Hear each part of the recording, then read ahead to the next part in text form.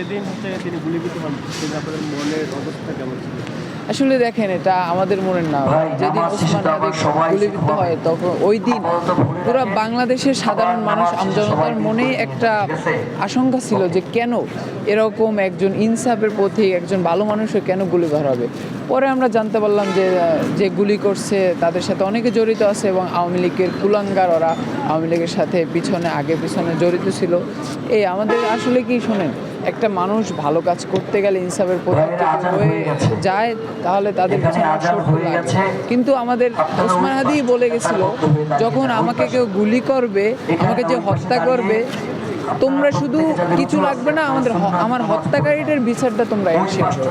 এই জন্যই আজ আমাদের ইনসাফের প্রতীক, আজ আমাদেরকে যে পথ দেখে গেছে ওসমান হাদি ভাই, তার কথায় আমরা লড়ছি।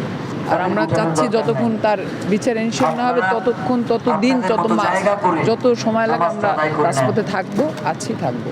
Thank you.